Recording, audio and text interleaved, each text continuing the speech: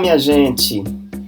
Enquanto eu não encerro definitivamente as atividades do canal, conforme antecipei a vocês em um vídeo anterior, e considerando a aproximação do Dia Nacional de Zumbi e da Consciência Negra no Brasil, que foi instituído pela Lei número 12.519, de 10 de novembro de 2011, que é comemorada anualmente no dia 20 de novembro, que é o dia do falecimento do nosso Zumbi dos Palmares, apresentei-lhes esta resenha sobre esta gigante obra, Como Ser um Educador Antirracista, escrito pela fantástica Bárbara Carini, publicado pela Planeta este ano, 2023, e contém 158 páginas.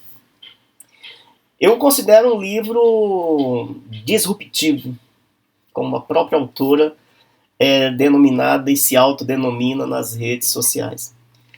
Neste livro, Bárbara defende que todas as pessoas que fazem parte do ambiente escolar desempenham papéis educativos e, portanto, é fundamental que todas sejam formadas para o antirracismo. É notório que as escolas, em geral, reproduzem a colonialidade em pelo menos 3 aspectos. 1. A colonialidade do saber. Os currículos frequentemente são concebidos a partir de uma perspectiva eurocêntrica, na qual se promove a ideia de que as pessoas brancas foram responsáveis por fundar todas as formas de conhecimento. E isso, minha gente, cria uma narrativa na qual apenas elas têm ancestrais influentes, incluindo pensadores, cientistas, reis, rainhas. Enquanto isso, as pessoas negras, apesar de serem as primeiras habitantes do planeta, tiveram suas histórias apagadas, sequestradas ao longo dos últimos 4 séculos. E foram subjugadas sob a lógica escravista moderna. Da mesma forma, as pessoas indígenas são retratadas de maneira pejorativa, desprovidas de território, de história e de voz. A segunda colonialidade é a do poder. Nós sabemos que os espaços escolares refletem e perpetuam o racismo estrutural, que está presente na sociedade como um todo. As pessoas que ocupam cargos de liderança nas escolas muitas vezes compartilham o mesmo fenótipo daquelas que ocupam posições de poder na sociedade como um todo. Isso significa que pessoas brancas frequentemente dirigem as escolas e também ocupam cargos de coordenação, são professores, psicólogos, administradores, enquanto as pessoas negras são relegadas a funções subalternizadas, como limpar o chão, servir o café, abrir os portões, manobrar os carros. Essa dinâmica está enraizada em uma estrutura que desde cedo ensina às crianças que as pessoas brancas estão no comando, enquanto as pessoas negras devem obedecer. Terceira colonialidade, a do ser. O esforço de uma professora na sala de aula em destacar a beleza e o poder do cabelo afro se torna ineficaz quando uma criança, ao passar pela portaria, ouve piadas do porteiro sobre seu cabelo. Bárbara Carini defende nessa obra como fundamental que professoras e professores preparem aulas ou sequências didáticas que abordem a questão da branquitude. Isso envolve explorar a história da ciência, apresentar os principais nomes de cientistas conhecidos, enfatizando o fato de que esses cientistas são predominantemente homens e brancos. É importante para ela problematizarmos o motivo por trás desta predominância e explicar que não se deve a algum atributo genético de genialidade reservado a eles, mas sim resultado de uma construção social profundamente enraizada no racismo e no patriarcado que os beneficia. Ela comenta de modo muito feliz que a ciência e a filosofia desempenharam papéis significativos nesse processo. E vejam, filósofos que estabeleceram grandes sistemas filosóficos, como David Hume, que foi um filósofo, um empirista radical escocês do século XVIII, argumentaram que as pessoas negras eram inferiores. Isso não se baseia em genética, mas em estética e em construções sociais.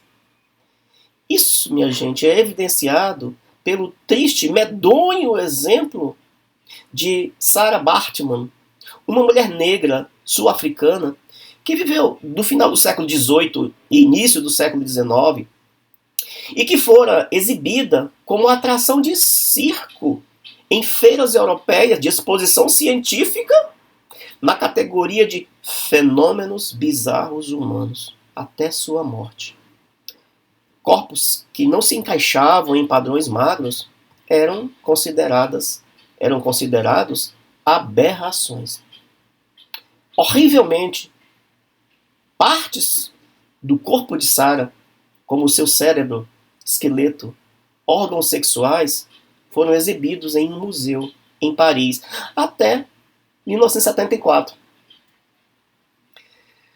O termo branquitude, para Bárbara, não se refere às pessoas brancas em sua singularidade, mas sim a uma categoria social que se relaciona com as vantagens simbólicas, subjetivas e materiais disponíveis para as pessoas identificadas como brancas.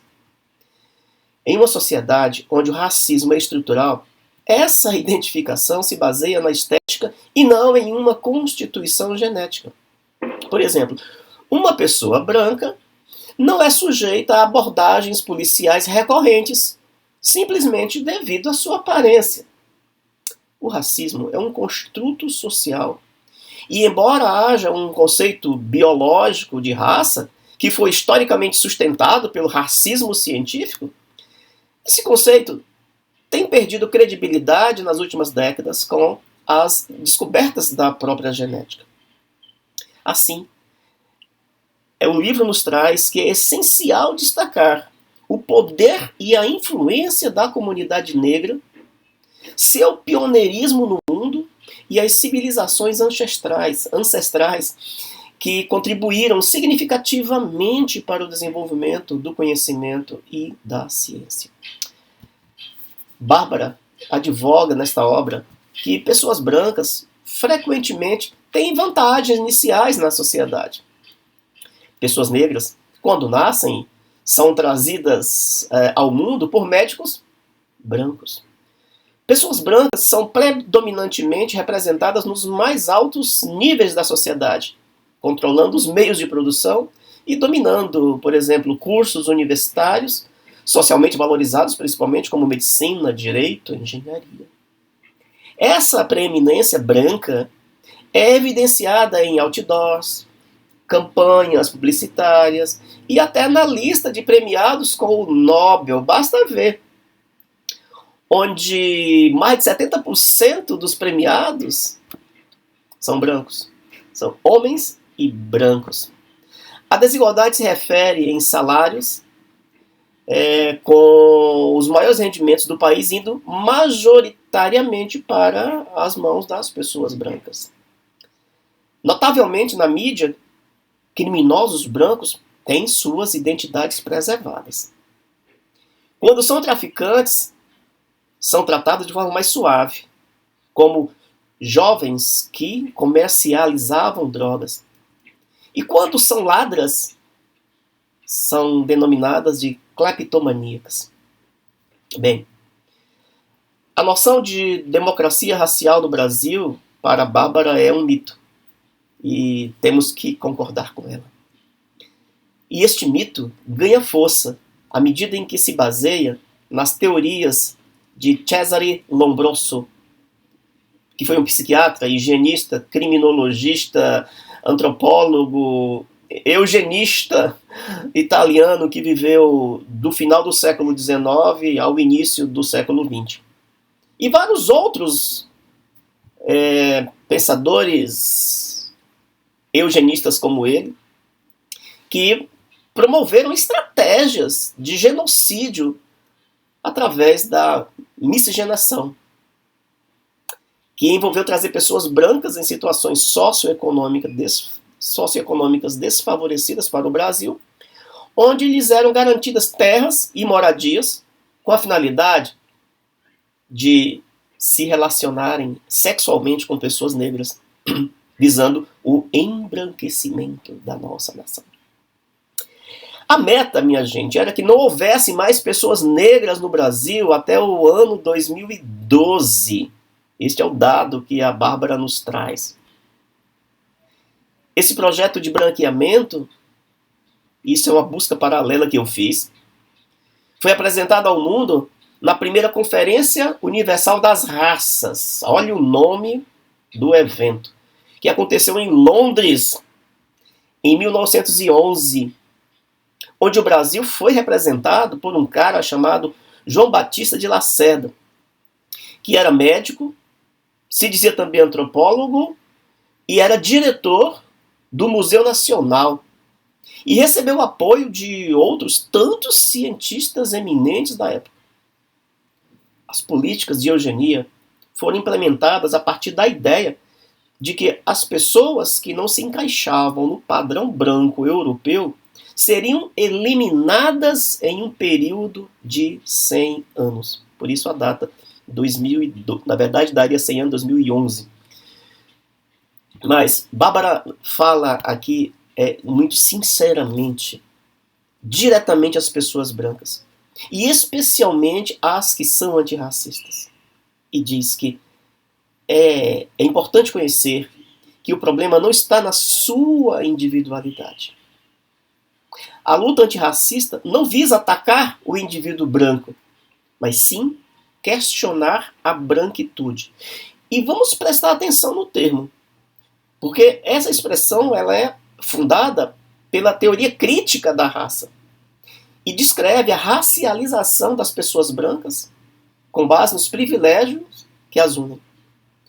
A branquitude não se limita à cor da pele, mas aborda os privilégios sociais que a cor da pele proporciona.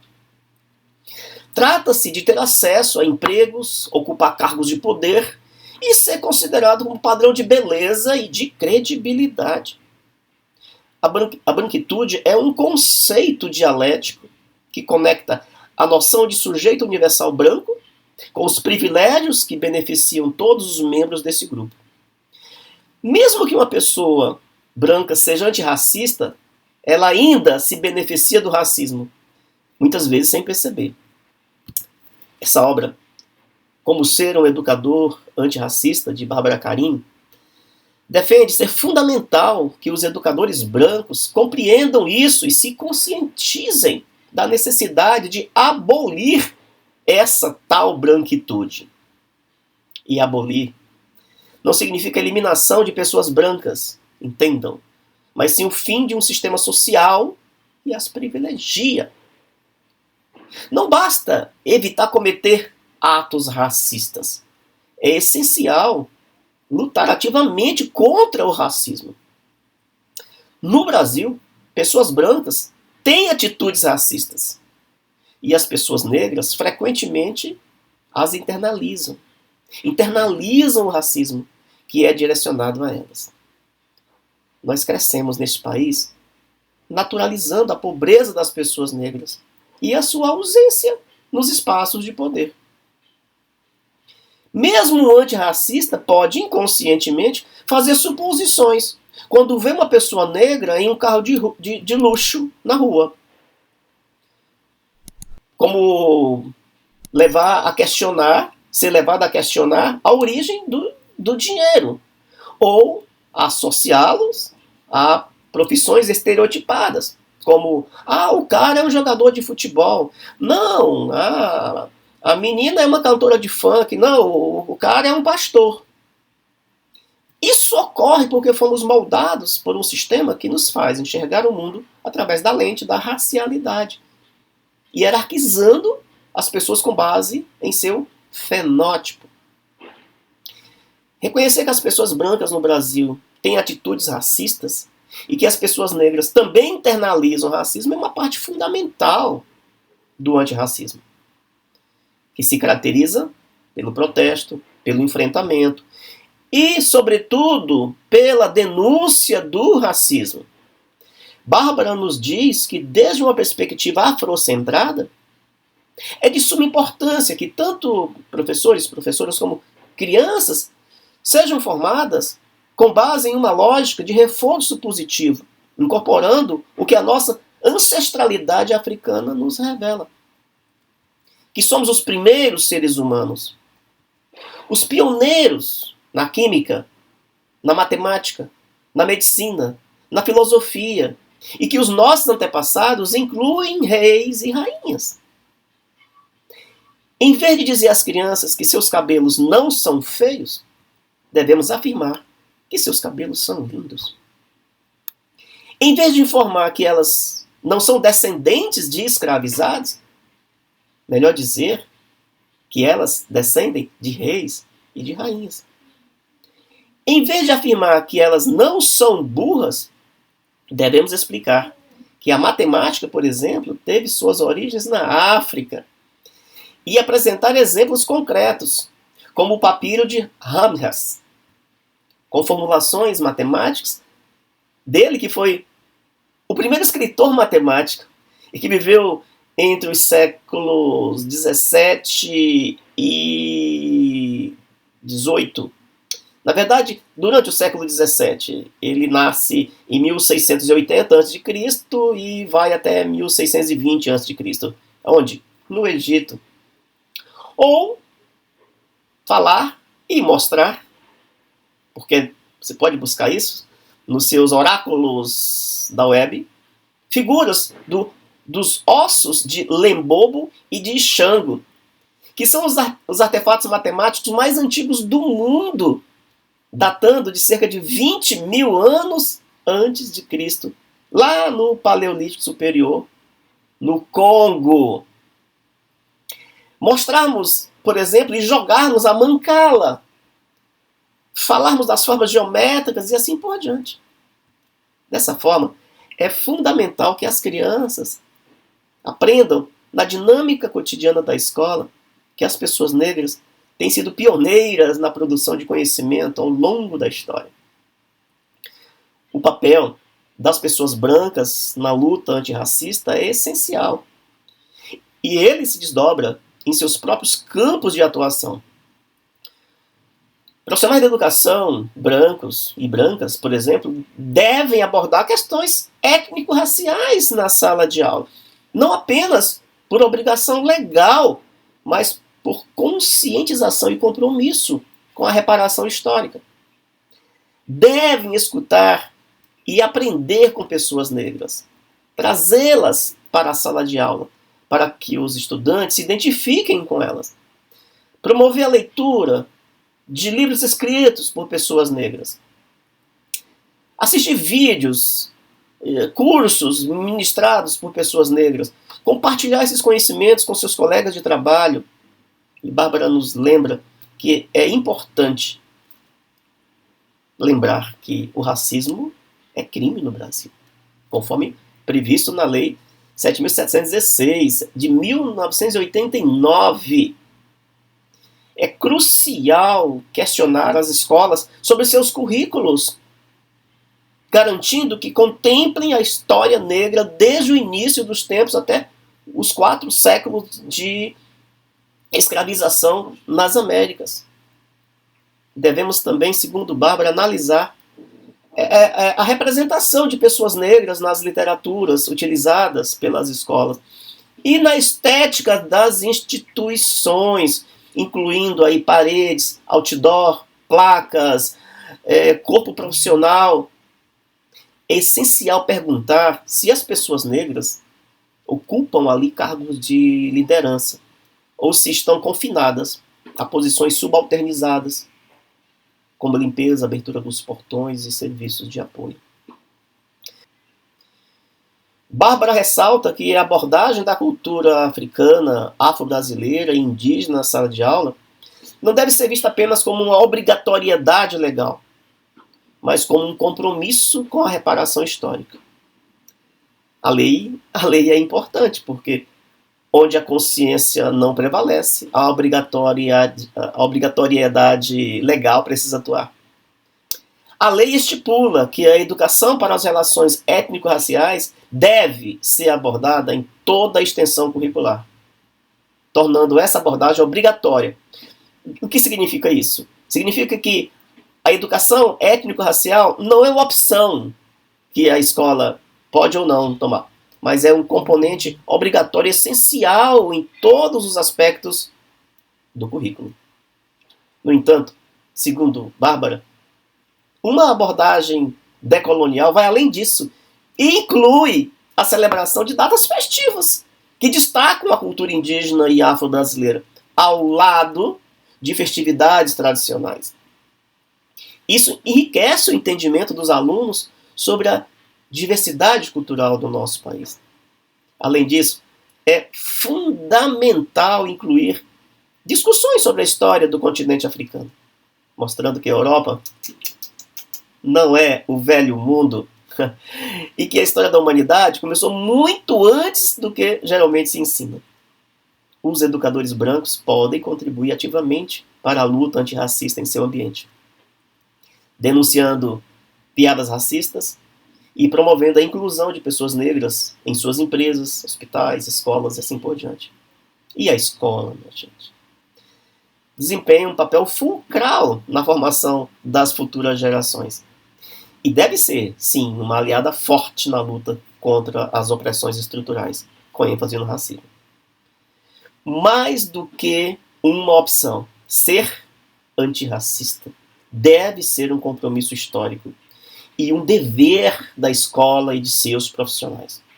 Portanto, é essencial pautar a equidade racial em todos os aspectos da estrutura escolar, desde a equipe profissional até a construção curricular, destacando os conhecimentos ancestrais africanos e indígenas de forma positiva.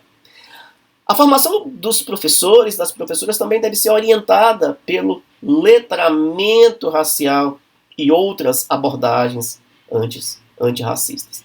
Então, minha gente, sigamos sempre com muita luta e muita esperança. Portanto, a obra Como Ser um Educador Antirracista, da Bárbara Carini, editora Planeta, publicada este ano, 2023, com 158 páginas, é sim uma leitura necessária, obrigatória e urgente. E aproveite as celebrações do Dia Nacional de Zumbi da Consciência Negra e descubra como ser um educador antirracista. Obrigado por me acompanhar até aqui, reiterando que pode ser que você esteja assistindo um dos meus últimos programas e que o momento de nos despedirmos em definitivo está se aproximando. Espero contar com a sua compreensão quando esse momento chegar. Se eu conseguir mexer com você, peço que compartilhe nas suas redes, nas coordenações pedagógicas da sua escola, compartilhe com seus estudantes, isso é muito importante. E a quem se interessar pela luta de uma sociedade mais justa, mais humana, mais inclusiva, mais solidária e antirracista. Conheça as minhas obras e as minhas palestras no meu website simondemiranda.com.br. Um grande abraço.